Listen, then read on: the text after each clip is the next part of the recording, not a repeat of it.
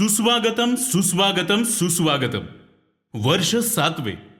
मोरया माझा शेट्टे परिवाराचा गणराया.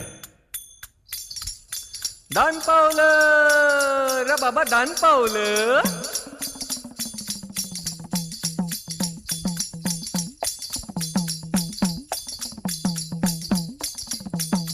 माऊली, हे कलियुग आहे. माणसाला वाटतं फक्त आपल्याच आयुष्यात दुःख आहेत, पण तसं अजिबात नाही. साक्षात भगवंताच्या वाट्याला देखील दुःख आली. आता ती कशी आली आणि त्यातून भगवंताने कशी वाट शोधून काढली ते दाखवतो. मध्यरात्रीच्या मिठ्ठ काळोखात मथुरेच्या कारागृहात ऐकू आली एक आर्त किंकाळी. देवकी मातेची. देवकी, अगं आपल्या पोटी 8वं बाळ जन्माला आलं. त्या कपटी कंसाचा काळ जन्माला आलं. पण स्वामी, काय उपयोग त्याचा? कंस दादा कधी येतील आणि त्या बाळाचा जीव घेतील. मग कसला आलाय त्या राक्षसाचा अंत? नाही देवकी, अगं या बाळाकडे पहा तरी. साक्षात शिवाचं तेज आणि महाविष्णूसारखं मधुर हास्य त्याच्या चेहऱ्यावर झळकतं. हा साक्षात महाविष्णूचाच अवतार आहे देवकी. याचं रक्षण आपणच करू. आणि शेवटी मथुरेच्या कारागृहात जन्माला आलेला बाळकृष्ण असंख्य संकटांना तोंड देत गोकुळात पोहोचला. आणि आता गोकुळात खऱ्या अर्थाने चालू झाली ती बाळलीला. वैकुंठाचं वैभव सोडून साक्षात भगवंत गवळ्या घरी गायी राखू लागला. आणि तिथंच त्याची भेट झाली सुदामाशी. ए किसना, तुला किती वेळा सांगितलंय मला दाम्या म्हणत जाऊ नकोस. मित्रा, अरे जगासाठी तू सुदामा असशील, पण माझ्यासाठी माझा दाम्याचाच बरं का. कृष्णा, अरे ते सोड रे.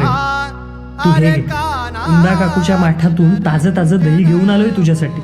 आणि हो, चोरून आणलं नाहीये बरं का, तिला न सांगता आणलंय. इथे जसजसं गोकुळात कृष्ण वावरत होता तसतशी त्याची कीर्ती सर्वदूर पसरत होती.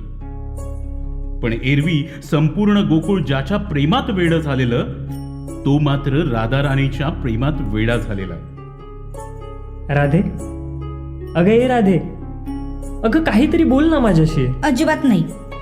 तुला किती वेळा सांगितलंय रे, सारखं मागे मागे येत जाऊ नकोस म्हणून.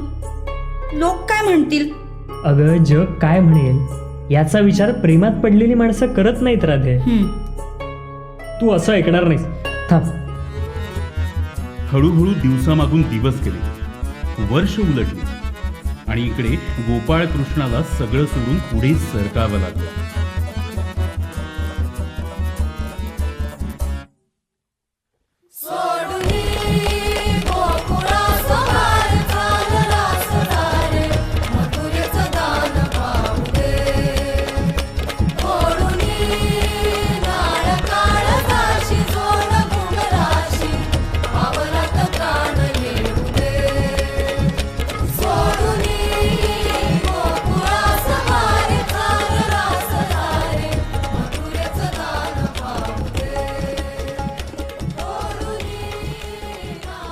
बासरीवरून अलगद फिरणारे हात आता कुरुक्षेत्रात अर्जुनाच्या सारथ्यासाठी सरसावले.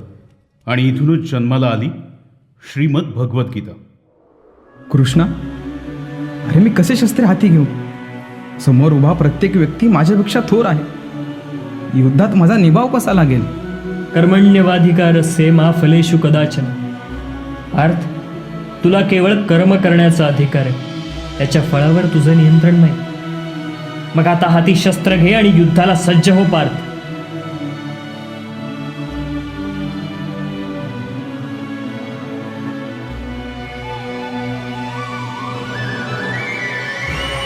शेवटी विजय सत्याचा झाला आणि अखेर हे महाभारत पर्वही संपलं.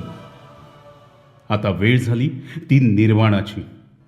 गोपाळकृष्णाला जाणीव झाली की आपण एक मानवी शरीर घेऊन जन्माला आलो आणि मृत्यू हेच अंतिम सत्य आहे. शेवटच्या घटिकेला ते एका वनात जाऊन शांतपणे बसले. शेवटी वनात शिकारीच्या शोधार्थ निघालेल्या एका जरा नामक शिकाराने बाण चालवला आणि तो थेट कृष्णाच्या अंगठ्याला लागला.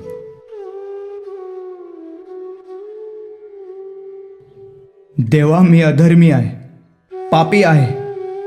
शिकाऱ्याच्या शोधात आघात केला आणि तोही साक्षात गोपाळकृष्णावर. आता हे पाप मी कुठे आणि कसं फेडू देवा? जरा अरे मुळीच घाबरू नकोस. तू हे कोणतंही पाप केलेलं नाहीस. उलट माझ्या अवतार समाप्तीसाठी तू एक निमित्त मात्र ठरलायस. जा, निश्चिंत राहा.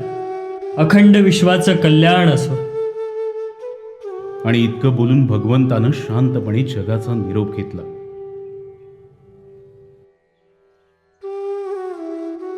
तर हे होते भगवंताच्या अवतार कार्यातील 5 महत्वाचे टप्पे, जिथे भगवंत शिकवून जातात की या विश्वात कोणतीच गोष्ट शाश्वत नाही.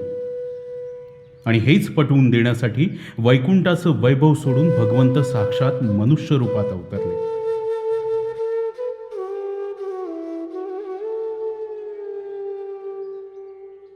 त्यामुळे जे आहे त्याचा गर्व नको आणि जे नाही त्याचं दुःख नको.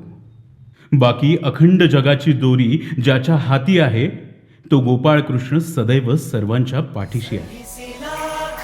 मान जरी वरद हस्त मस्तके